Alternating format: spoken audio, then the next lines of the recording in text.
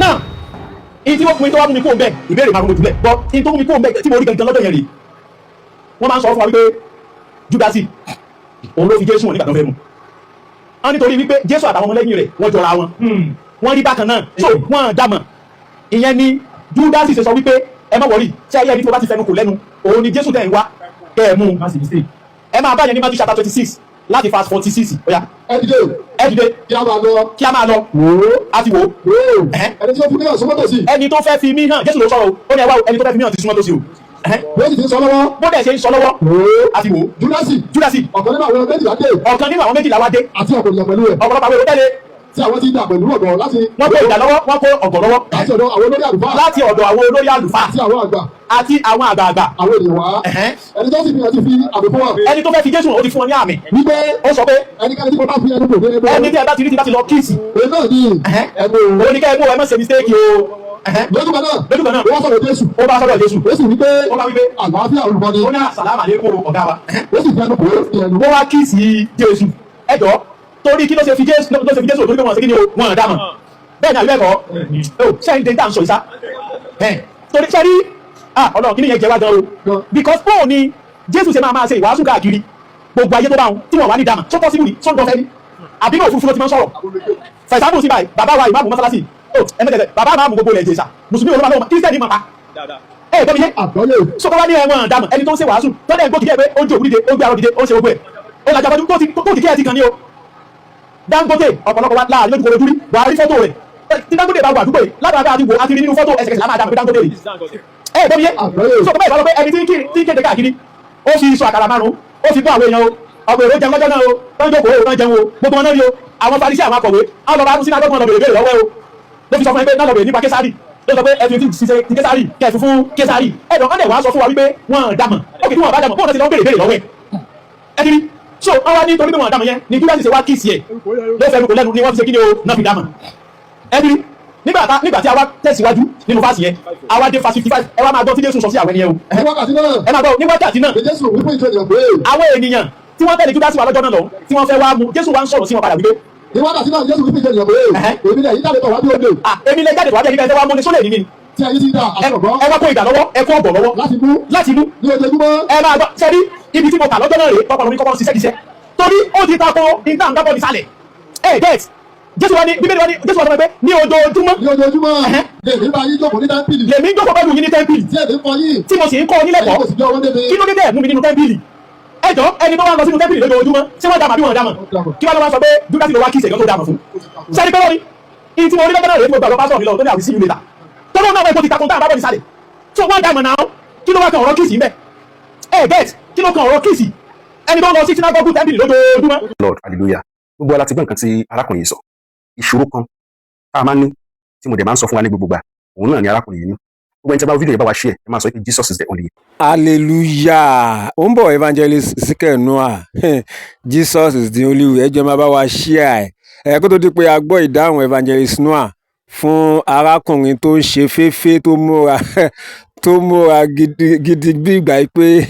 ẹ wò ó ní ìtẹ̀mọ̀kan tí ìbá tiẹ̀ sọ nígbà tó pe rẹ̀ ní youth pastor tó sọ wípé ibì kan lòun kànú bíbélì tó dá òun lọ́pọlọrú ibi tó yẹ̀ṣẹ̀ àjọ tó yẹ̀ṣẹ̀ wá darapọ̀ mọ́ yìí gangan ibẹ̀ gan lọ́pọlọ ẹ̀ ti máa dàrú pátápátá kò mọ nǹkan kan ṣe mọ̀ pé téèyàn ò bá fi ara balẹ̀ kó ní òye ọ̀rọ̀ Ọlọ́run kó dẹ̀ gba ẹ̀mí mímọ́ Ọlọ́run láàyè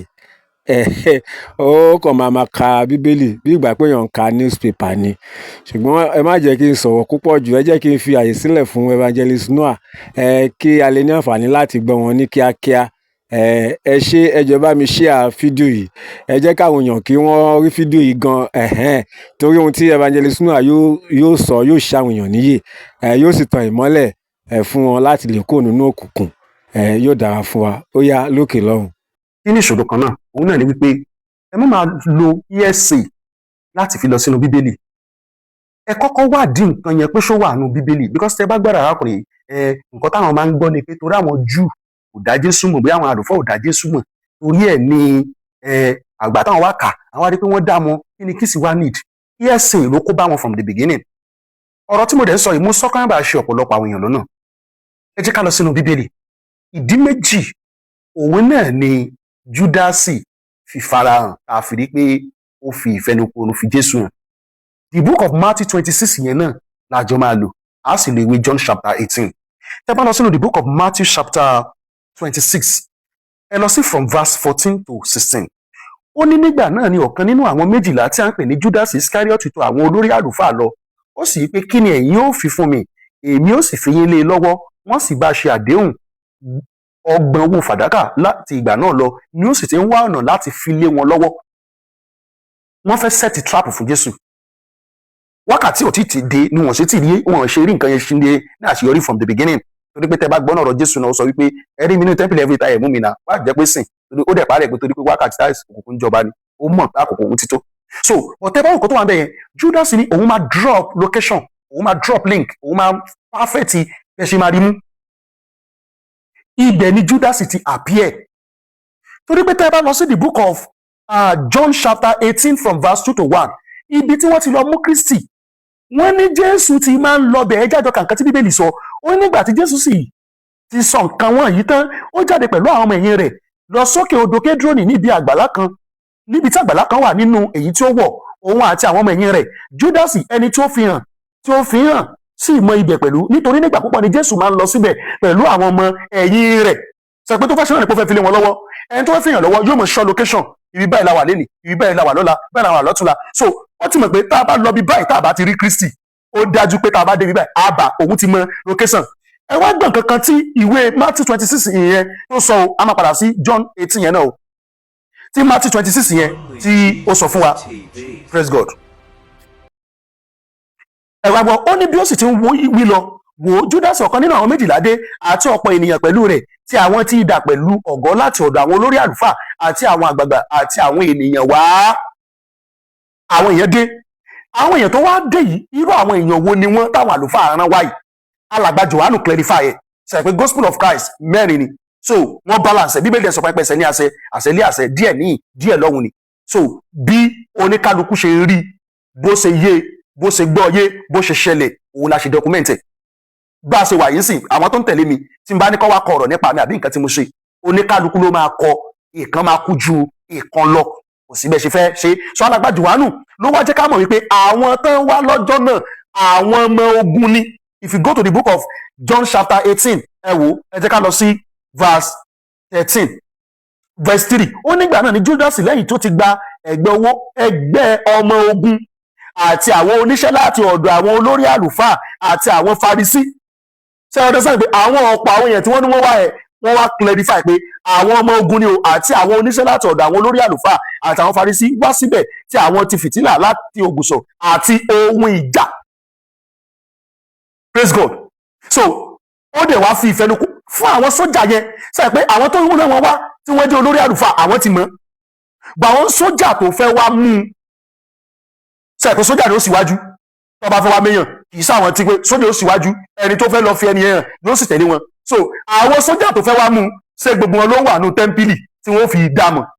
Ìdí nìyí tẹ́ ẹ fi rí Júdásì ní pákéjì pé tí n bá ti fẹnu kò lẹ́nu